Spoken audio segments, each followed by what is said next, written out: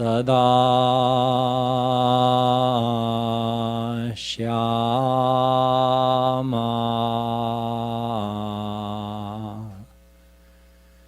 गुरु पादारविन्दयो तस्य प्रेरणया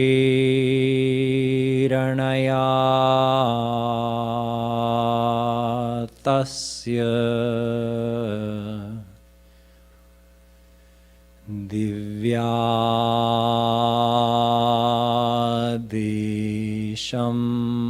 वदाम्यहम्।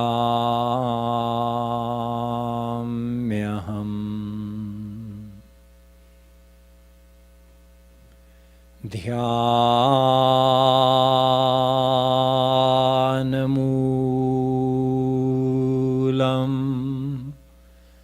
गुरोर्मूर्तिः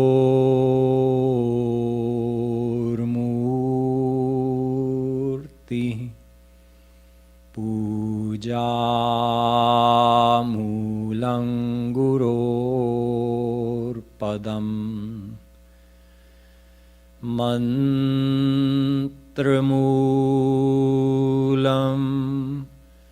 गुरोर्वाक्यम् भक्तिमूलं गुरोर्कृपा।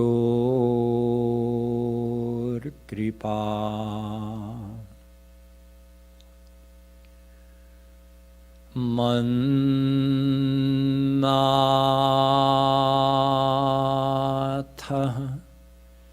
श्रीजगन्नाथो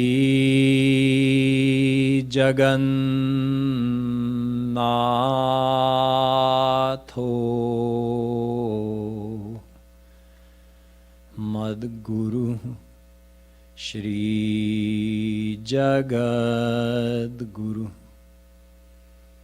मदात्मा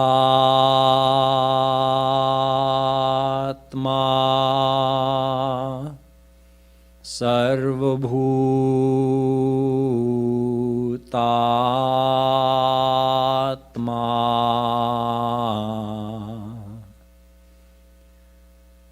तस्मै श्री गुरवे नमः। नमः कमलनाभाय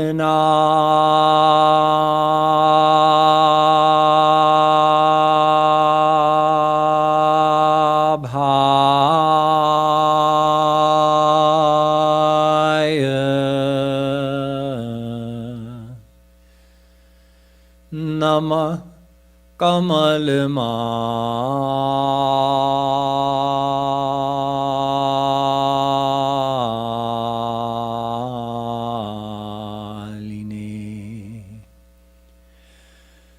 नमः कमलपादाय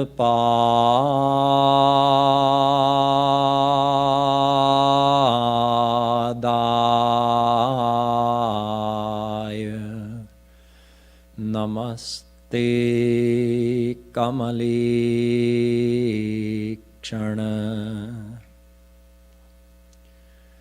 यो ब्रह्माणं विदधाति पूर्वं यो वै वेदांश्च प्रहिणोति तस्मै तग्वंह देवमात्मबुद्धिप्रकाशम् मुमुक्षुर्वै शरणमहं प्रपद्ये।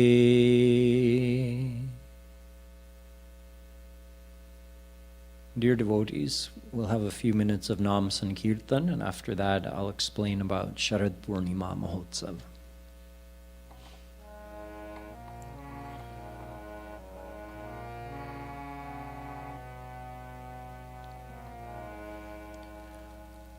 Guru Govinda Govinda Guru Govinda Guru Govinda Govinda Guru Govinda Guru Govinda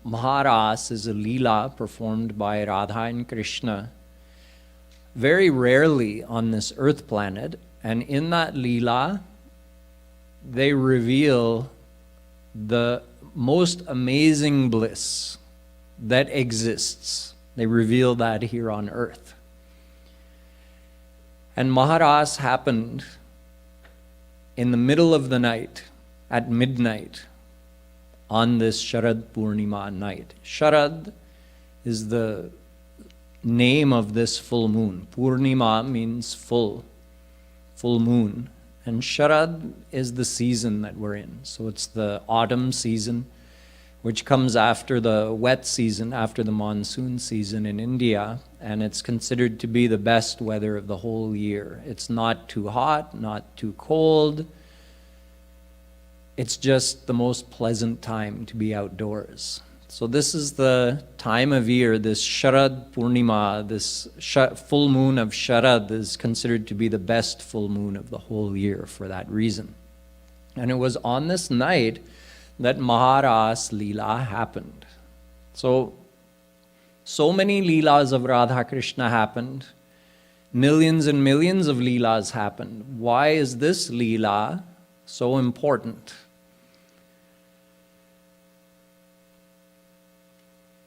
The word Maharas. So Maha means great, and Ras is a very special word. It actually comes from the word ras. Ras, you all know. Amras. The nectar of something, the essence of something.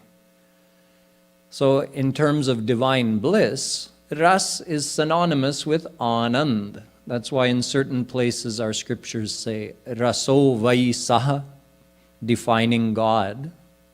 Taittiriya Upanishad says, He is Ras, which means He is divine bliss. And at other places our scriptures say, Anando Brahme Tibyajanat. That Brahm is Anand. Anand and Brahm are synonymous, and Anand and Ras are synonymous. So Supreme Brahm, Supreme God, is Ras. But there are different kinds of Ras, because Vedas say, Sa esha rasanam rasatamaha paramaha. Rasanam, plural. So many kinds of ras.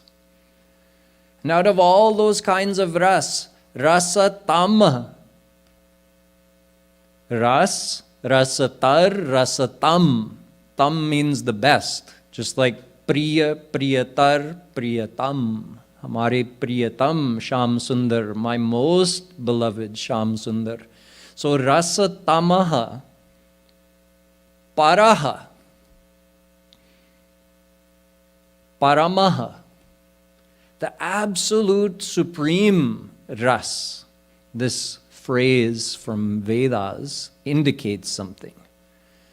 So this is starting to reveal to us that ras is a divine thing, yes, and God is synonymous with ras. But within the divine world, there are different types of ras. Some people say, paths are many, but the goal is one. In fact, the exact opposite is true. The path to God is but one, bhakti. Surrender, loving surrender of the mind to receive His grace. Bhakti is the only path to God. So paths are not many. There may be many ways of doing bhakti, that's fine, but the path is only one. But the goals are many because God is multifarious, multifaceted. God has unlimited powers and unlimited qualities. And thus, the divine blissfulness is revealed in unlimited different ways. To get some idea why Ved is using this phrase, Rasanam Rasatamaha Paramaha, the absolute supreme, out of all the rasas, there is an absolute supreme ras. So, although it's beyond our experience, but we can understand a little bit just by some other explanations of Vedas. Like Ved will start here on earth and state, Saishanandasya mimansa bhavati yuvasyat sadhu yuvadhyayakah ashishto tradhishto balishto tasyeyam prithivi sarvat vittasya purna syat sa eko manusha anandah. One unit of earthly happiness is being defined. Veda is so precise. Eka ananda, one unit of earthly sukh, earthly anand, is defined as what? It's so great that none of us in this life has ever experienced that. You would have to be the emperor or empress of the whole earth. One single ruler of the whole earth planet, you. And you're young, healthy, intelligent, kind, generous, beloved by all your subjects, with a nice supporting family, everything at your disposal, the entire wealth of the earth planet is yours.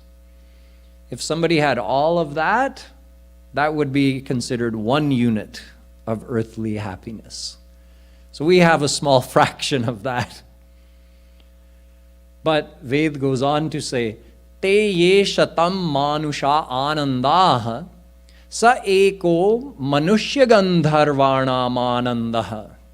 The lowest abode of Swarg is called Manava Gandharvalok, Manushya Gandharvalok. So if you multiply that one unit of earthly happiness by hundreds of times, you get one unit of happiness of the lowest abode of Swarg, Manava Gandharvalok. And beyond that are 9 other loks.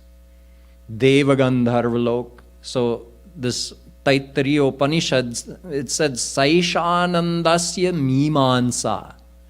This is an examination, an investigation of all the different types of pleasure and happiness in the material world.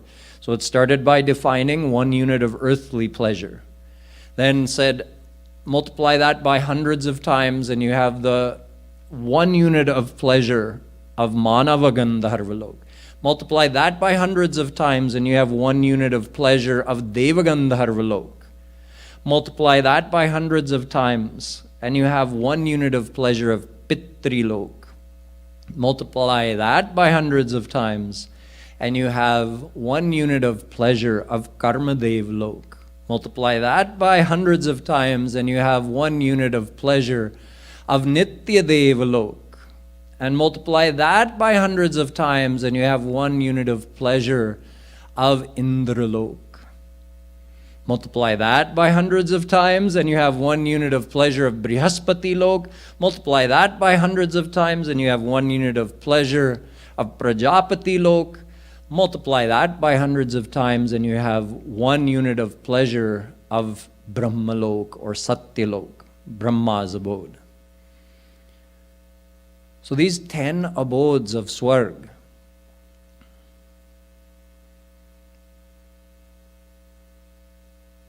imagine that level of pleasure of Brahma's abode. Even if we didn't say hundreds of times, if we just said 100 times.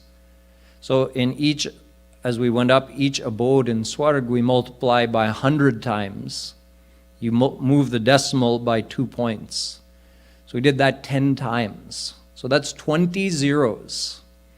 That's 100 billion billion. So imagine if you were the emperor of the whole earth and were young and good looking and healthy, and of course you were wealthy and you were beloved by all and you were intelligent and generous. Whatever pleasure you would have at your disposal, multiply that by 100 billion billion times and you would have the pleasure of Brahma's abode. And yet all of that is nashwar. It's all temporary. Brahma bhuvana loka punaravartinorjuna Gita. Even if you go up to Brahma's abode, you have to return to this earth. So the pleasures over there are also temporary. Ishtapurtam manyamana varishtham nanyat shreyo vedayante pramudha nakasya prishthe te sukrite nubhutvemam lokam hinataram vavishanti. Mundakopanishad.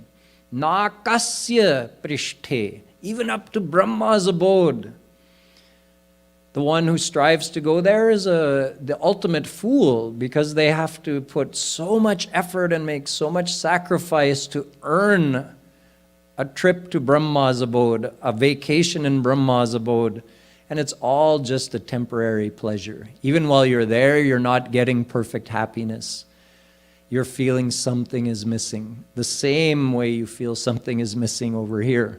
Maharaji, when he gives this example, he always says, imagine when you would be dissatisfied even with that level of pleasure and status and everything in Brahma's abode, yet you're still dissatisfied. You have the same level of dissatisfaction as you have today if you go to Brahma's abode. And yet we think by becoming a millionaire or a billionaire in this world, we're going to find satisfaction. It's really a good joke. So, Ved has taken us right up to the topmost abode of Swarg, and we can't imagine that level of pleasure. But there is more beyond that. Of course, there's the divine world. So in the divine world, now we start getting to the area of Ras.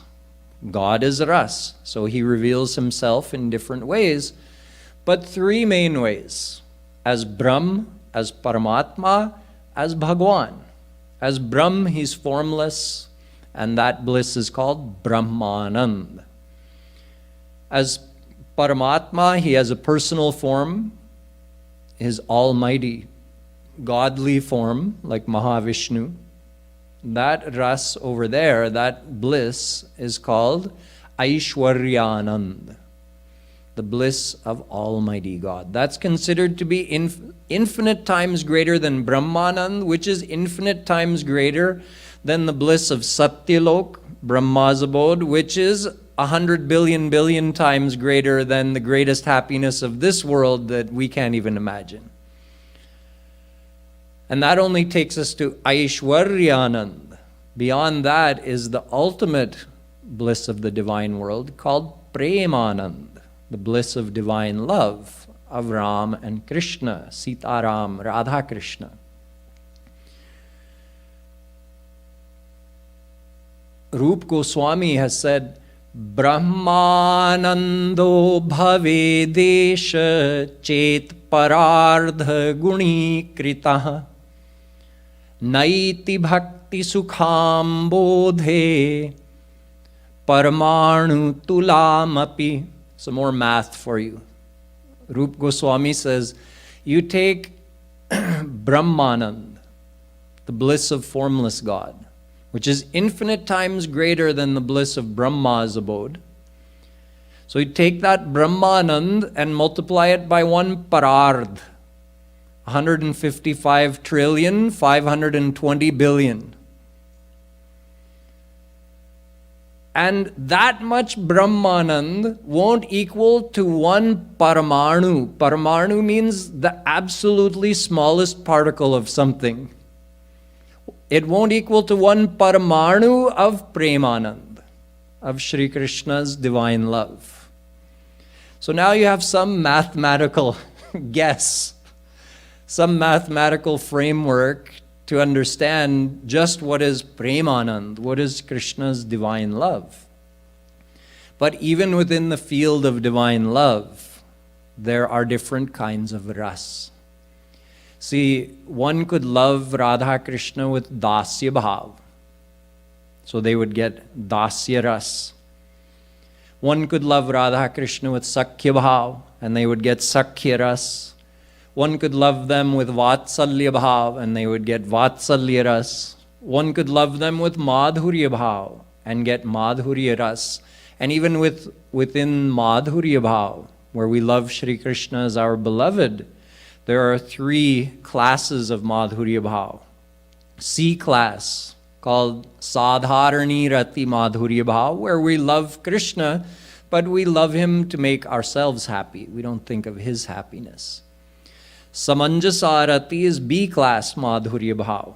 There we also have regard for Krishna's happiness, but we basically have the same regard for our own happiness. And in Samartharati, A class of Madhurya Bhav, we have only regard for Krishna's happiness, and we only want to be happy in seeing him happy and making him happy, in serving him for his happiness. So the gopis are the example of this A class of Madhurya Bhav.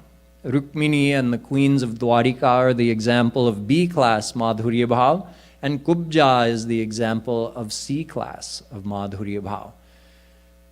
So you have all these different ways of loving Radha Krishna, and depending how we love them, we get that flavor of ras. So it's all been divided into 8 levels in this field of divine love. The Premanand is said to be, okay, you have Prema Bhakti, then you have Sneha Bhakti, Man Bhakti, Rag Bhakti, Rag Bhakti, I skipped one. After Man Bhakti, Pranay Bhakti, Rag Bhakti, Anurag Bhakti, Bhavavesh Bhakti, and finally Mahabhav Bhakti. So you have 8 levels of prem. And all of these are revealed in different leelas. So depending what type of quality of her personality Radha is revealing in that leela, and what part of his personality Krishna is revealing in that leela, and how the two are interacting with each other, that all determines what kind of bliss they're giving to their devotee saints. And what they themselves are experiencing. They're always in different types of prem samadhi, and accordingly, different types of ras are being poured. So this is why our scriptures indicate, by using the word rasarnam, many, many kinds of ras. But then Chandogyopanishad says, Sa esha rasarnam rasatamaha paramaha. There's a supreme, absolute, supreme kind of ras. So what is that? That is Maharas ras, or just Ras ras is really the same thing. I'll explain the difference between Ras and Maharas in a minute. For now, just think of Ras. What is Ras? Rasarnam samuho rasa. Our scriptures define the word ras by taking the word ras. So it's actually created from the word ras. So again, rasarnam, plural of ras. All those kinds of ras, samuha, the conglomeration of all the different kinds of ras you can get in any kind of leela of Radha Krishna, the samuha, the combination of all of that is ras. So all the kinds of ras together makes ras. We call that ras ras. What is ras? Ras leela cannot be understood. I mean, imagine. This is the ultimate bliss of the divine world. We can't even imagine what it would really be like to be emperor of our whole earth planet. And the pleasure of Brahma's abode is 100 billion times greater than that. We have no chance of imagining what that's like. And yet Brahmanand is infinite times greater than that, and Aishwaryanand is infinite times greater than that, and Premanand is infinite times greater than that. And within the field of Premanand, this Ras Ras is the ultimate thing. So what is Ras Leela? We can't really know, but we know what the physical description is. The physical description is that Radha Krishna dance with gopis. sing and dance. We become so reserved as adults that we almost lose touch with that part of ourselves that understands that singing and dancing is really our favorite thing to do. I was just at someone's house the other day when I was in New York, and they have a small child, I think maybe 2 years old. So they just put on some music, some Bollywood music or Bhangra or something.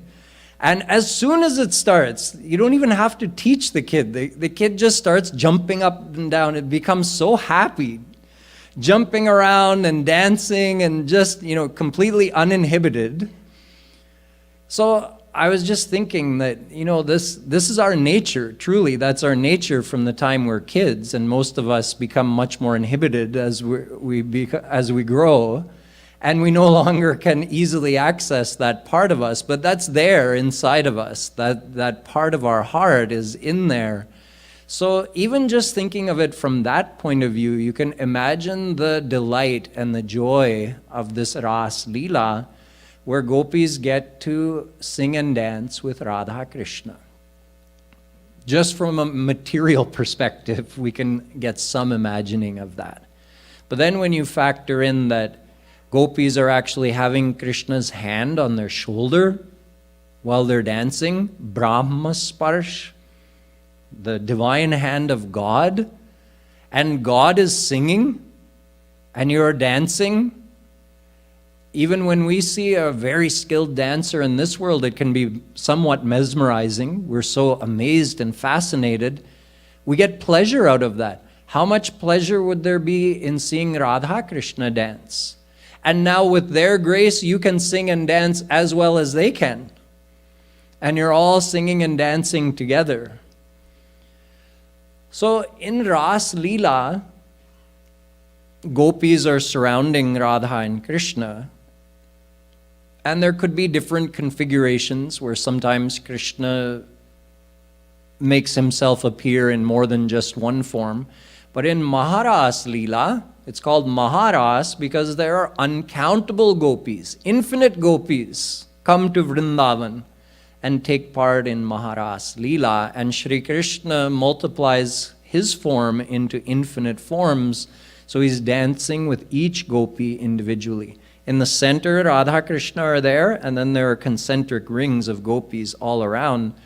But each gopi thinks that out of everyone, Krishna has chosen to dance with me. Because why would she look anywhere else? Krishna's here with me. And in that Ras Leela, they go through all different kinds of samadhi. And even though they're in samadhi, they're still dancing. So Ras Leela happens many times in many different ways, and Ras Leela is always happening in the divine world. But here on earth, this ultimate bliss of the Ras Leela, revealed in its infinite form that we call Maharas, where infinite gopis participate, that only happens once in a day of Brahma.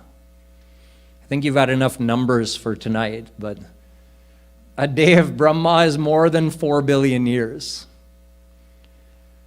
And his night is also more than 4 billion years.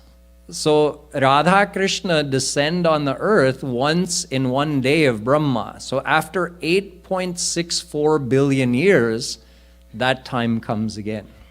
It happened to be just 5,000 years ago. So it's very recently. It's like yesterday, basically. So once in a whole kalp, Radha Krishna descend on earth with the express purpose of revealing this Maharas Ras on the earth. And then that's documented by Veda Vyasji and told by Shukadevji in the Bhagavatam.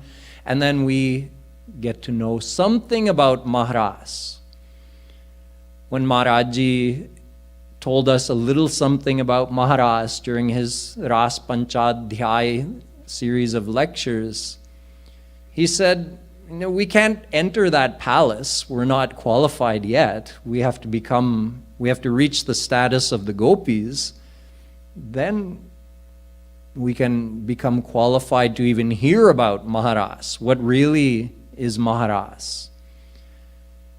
But he said there's no harm in just looking around the outside of the castle, the outside of the palace. You can see what the architecture is from the outside, how beautiful it looks, where the doors and windows are, how the gardens are surrounding it. You can't actually know what's happening inside the palace, but you can take a little stroll around the outside.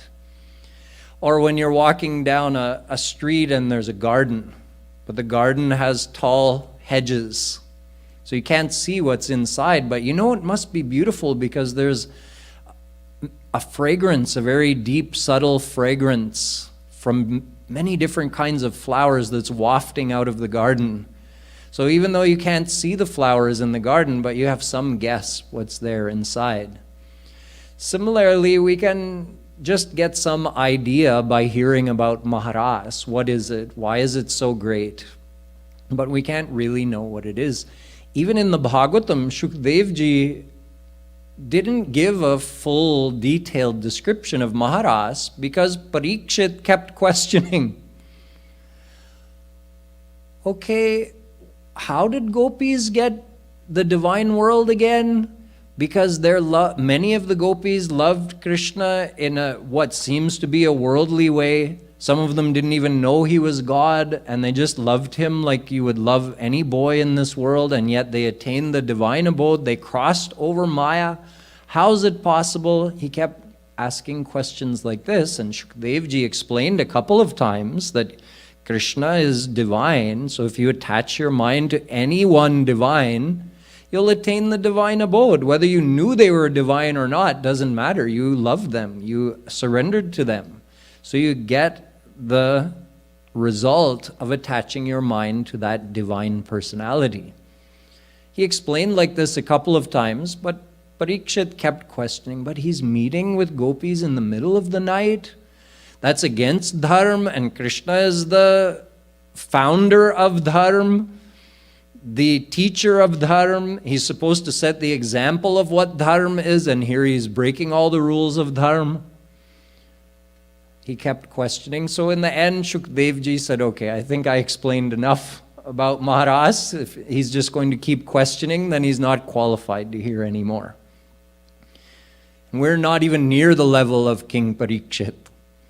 Our minds are much more polluted with worldly desires than that. Panche bhule deh sudhi chhathi bhavana ras ki. Swami Haridas Ji says there are different levels of divine absorbment. He says in the 5th level, you're so absorbed that you lose your total consciousness of your physical body. Beyond that, in the 6th level, that's where you're qualified for ras. So imagine, what is our state? Never mind losing consciousness of our body. All we can think about is our body. What our belly wants, what our tongue wants, what our eyes want to see, what our ears want to hear. We're so attached to our physical desires. So we're not nearly qualified. But we are aspiring devotees. We are trying to follow the path of devotion. So out of their gracefulness, graciousness, God and the saints have revealed little glimpses of what Maharas is. And we can understand the greatness of Ras and Maharas by certain instances, like when Lakshmi Ji, see, when Shri Krishna was going to start doing Maharas, he wanted to do Maharas. First he did Dhyan of Radharani. Bhagavan apitaratri sharadot phulla mallika vikshyarantun manaschakre yogamayamupashrita. The first shlok of the Ras Panchadhyaya in the Bhagavatam. Shri Krishna thought of doing Maharas, so he, in his mind, surrendered to his Yogamaya Shakti, Radharani. Radharani gave permission for him to do Ras. So then he played on his flute, and imbued in the sound of that flute was Radharani's special grace. So the sound of the flute traveled all over the Brahmand. But ordinary souls couldn't hear it. Even the Gwalbals couldn't hear it because they aren't at that qualification. You have to be in the Madhurya Bhav section of Premanand. And that too, not just Madhurya Bhav, but Samartharati Madhurya Bhav, A class of Madhurya Bhav. Only they were able to hear the sound of the flute. So all the gopis came running. But the sound of the flute also went other places in the Brahmand. It went to Kshir Sagar, where Vishnu and Lakshmi were sitting. It went to Kailash Abode, where Shiv and Parvati were sitting. They all heard, oh, Krishna's calling to do Maharas. We also want to. Imagine. Krishna's own other forms, his own divine powers, are coming running to do Maharas. Shivji came. Parvati entered directly because she appears just as a gopi anyway. Shivji couldn't enter because he was so excited he forgot that only gopis get to take part. So he got stopped before he could enter the grounds of Maharas. Gopis stopped him. But when he asked permission, then Radharani granted her permission as long as he took his Gopeshwar Mahadev form. So he became a beautiful young gopi, and he also entered and paired up with one of the forms of Krishna and danced. Lakshmi wanted to come and take part. Vishnu said, no, we are Supreme Almighty God. We can't go in a Ras Leela. Are you kidding? She said, no, I'm going. This is told in Sam Rahasya Upanishad. So she went, and she was extolling the virtues of. There's a conversation between Mahavishnu and Mahalakshmi, and it's revealed that only in divine Vrindavan this Ras Leela happens, and it's only with the grace of Radharani that someone can enter there. So Mahalakshmi wanted to go, but she wasn't able to enter because that divine almightiness cannot be manifested in the middle of a divine love Leela. So she was not granted entrance to Maharas. She watched from across the Yamuna River. She had a desire, though. So she did devotion to Shri Krishna. Yadvan chaya shrir lalana charattapo vihaya kaman suchiram dhritavrata. Bhagavatam. She went and did devotion with severe austerities for an extremely long period of time with this desire to be able to take part in Ras Leela. But instead of that, she was granted the opportunity to become Rukmini. Shri Krishna's main queen in Dwarika was actually the avatar of Mahalakshmi. So she got a consolation prize, you can say.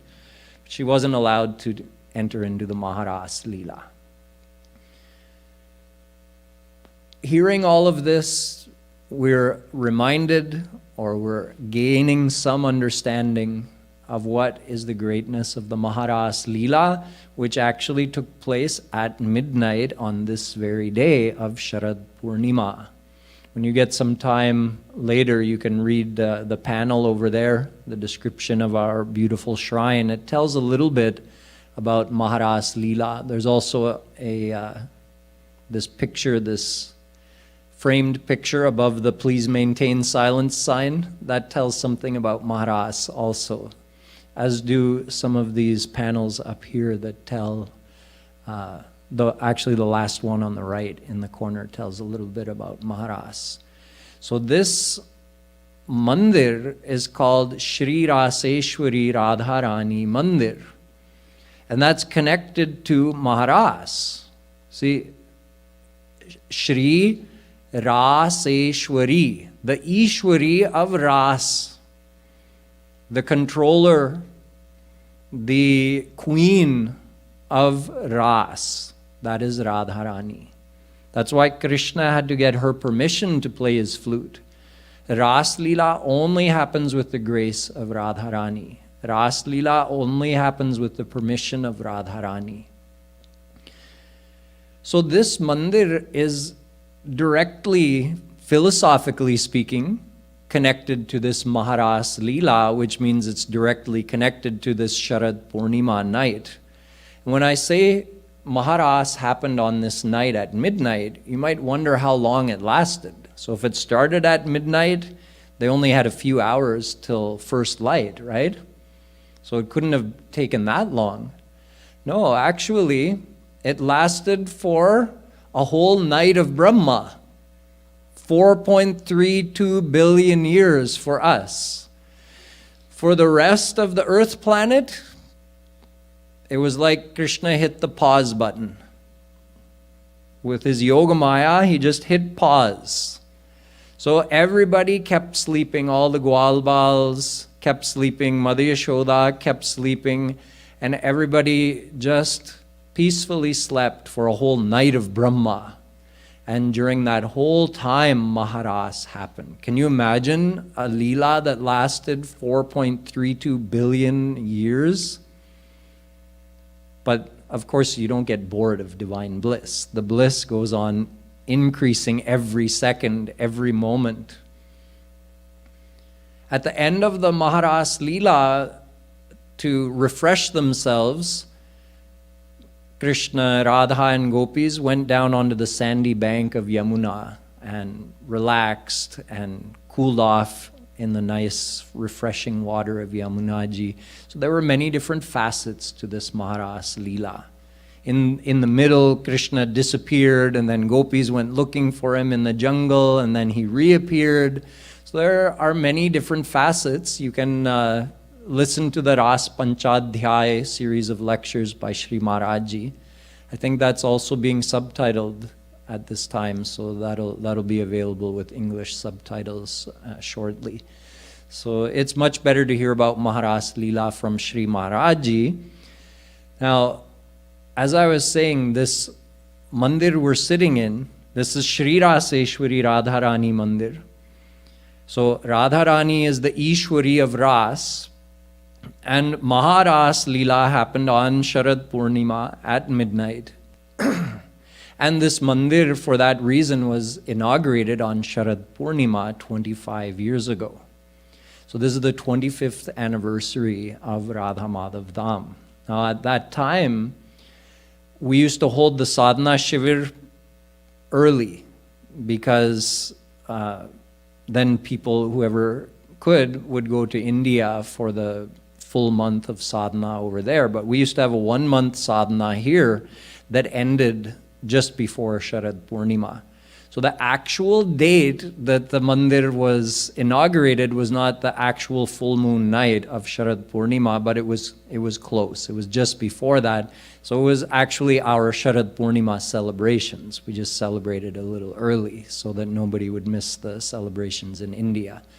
So that's why I still say that this mandir was inaugurated on Sharad Poornima, because it was on the day of our Sharad Poornima celebrations over here. We also had a Rath Yatra that day, like we always have Rath Yatra when Maharaji was here, and we have Rath Yatra every year with Radharani. So we had Rath Yatra on our Sharad Poornima celebrations of that day. And on top of all of that, Sharad Poornima is also the time that Sri Maharaj Ji appeared. Also at midnight of the full moon night, Sharad Poornima. So at the same time that Maharas happened, that is the time Sri Maharaj Ji chose to appear in this world. And in his more than 91 years, Sri Maharaj Ji taught and imbibed and revealed nothing but the bliss of Maharas. That's what his whole life was. That's who he is. So how could he reveal or teach anything else? And when he came here in 2005, he further sanctified this place. Although it was only with his grace that Radharani was established here in this mandir. But then when Shri Maharaji came here and he physically entered the shrine, it was like he was further sanctifying. Even though Radharani and Radha Krishna had been established here in 1995, but Maharaji further sanctified the shrine, the temple, and the whole grounds by his being here in 2005 and 2007. So this mandir, this shrine, this Radha Madhav Dham is truly a very special place. Although Radha and Krishna are omnipresent, but when Shri Raseshwari Radharani was established in 1995, when that Pran Pratishtha happened, real Radharani took avatar here in America, right? Bharat is the spiritual capital of the whole world. So all the avatars of Bhagwan, all the great saints, the revelation of the scriptural knowledge, all of that happens in Bharatvarsh because that's the capital, spiritually speaking, and it emanates out of there for the rest of the world. But from time to time, a little extra grace happens. So that's how we got this appearance of Radharani here in the Western world to grace all the souls, all the deserving and desiring souls over here on the western half of the globe. The spiritual epicenter became this Radha Madhav Dham, and that was further strengthened when Shri Maharaji himself came and visited here 2 times.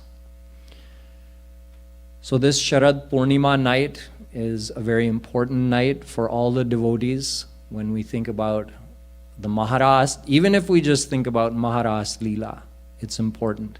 But then when we add to that, this is the birthday, the appearance day of Jagat Guru Shri Kripaluji Maharaj, who came here on earth to reveal Mahabhav, to reveal Ras, to all the ordinary souls who weren't qualified to enter Maharas Leela with Radha Krishna 5,000 years ago.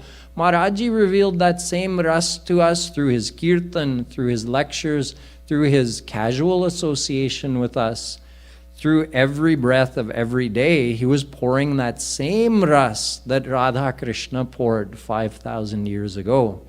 So to commemorate the actual time of his appearance, midnight of Sharad Poornima, that's a very special thing to do. So I'll continue more on this topic on Sunday. The next live lecture will be Sunday morning. And I'll continue explaining about Shri Maharaji's contributions to all the spiritual wealth of this earth and the spiritual progress of the devotees. So now let us spend a few minutes doing some kirtan.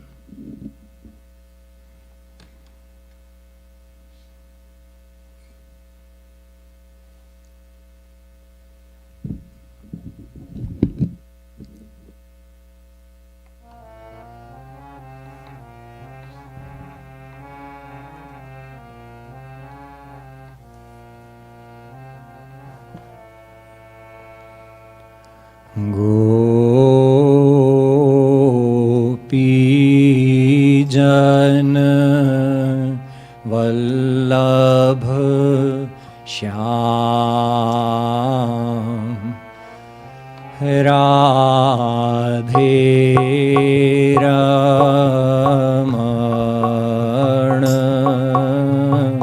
Shyam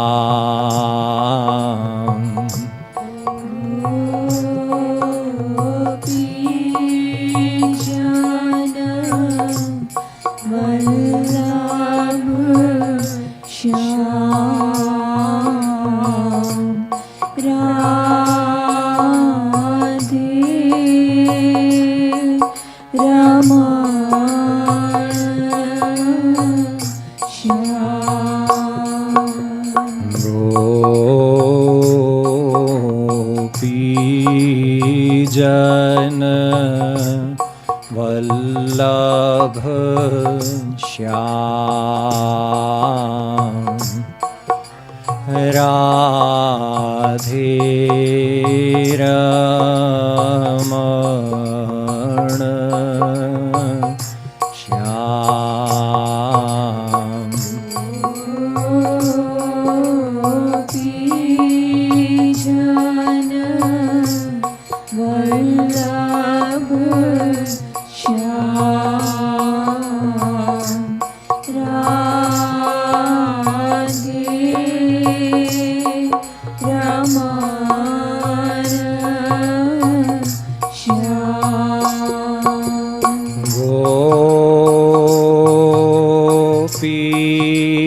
ગોપીજન Vallabh શ્યામ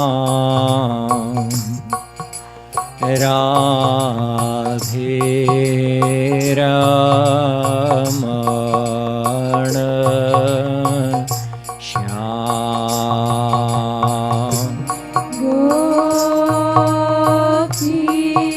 ગોપીજન વલ્લભ શ્યામ રાધે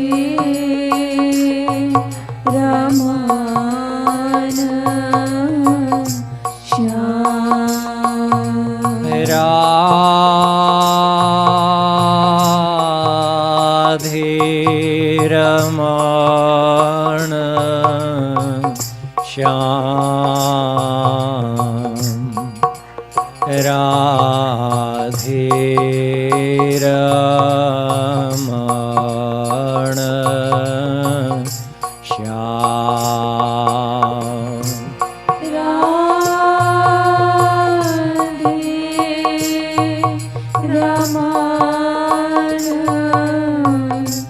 શ્યામ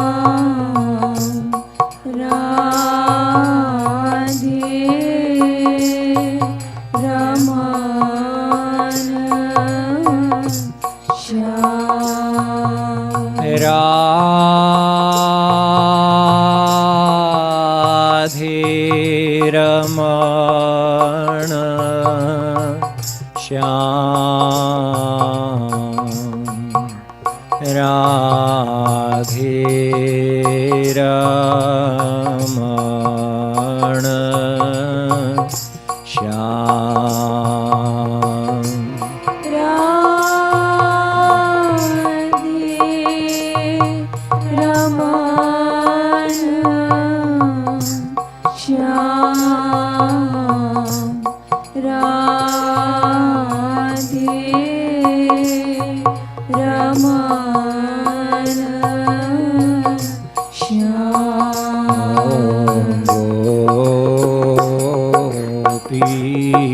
જન વલ્લભ શ્યામ રાધે રમણ શ્યામ ગોપીજન વલ્લભ શ્યામ રાધે રમણ શ્યામ ગોપીજન વલ્લભ શ્યામ રાધે રમણ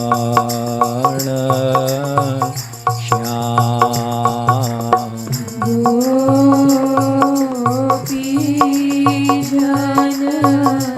વલ્લભ શ્યામ રાધે રમણ શ્યામ ગોપીજન વલ્લભ શ્યામ રાધે રમણ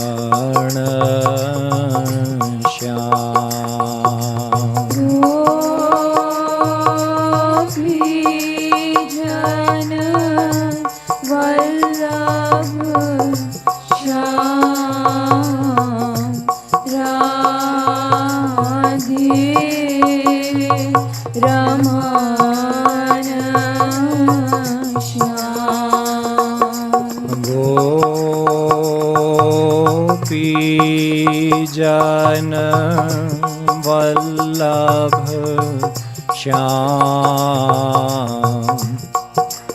राधे रमण श्याम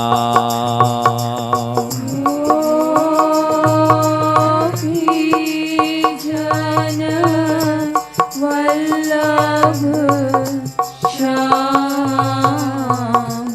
राधे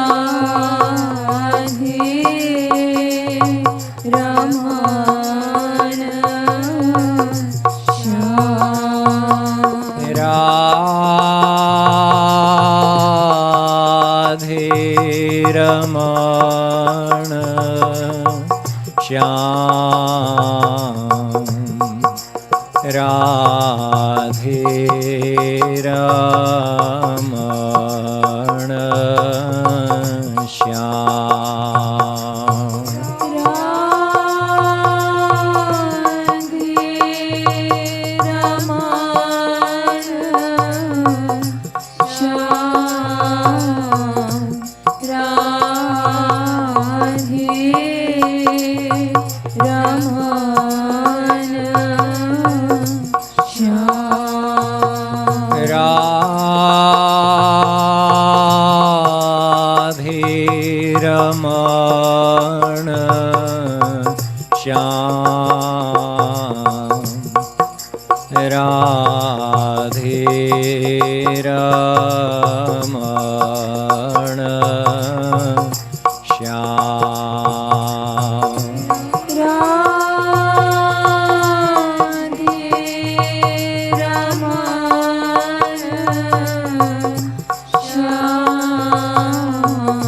श्याम राधे रमण श्याम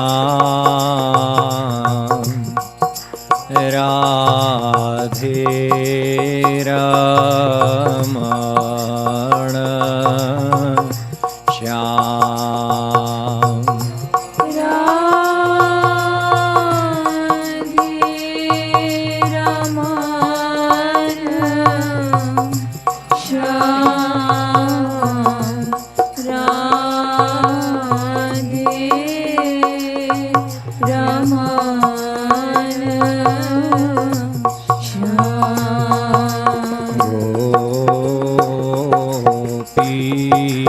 जन वल्लभ श्याम राधे रमण श्याम जन वल्लभ श्याम राधे रमण श्याम।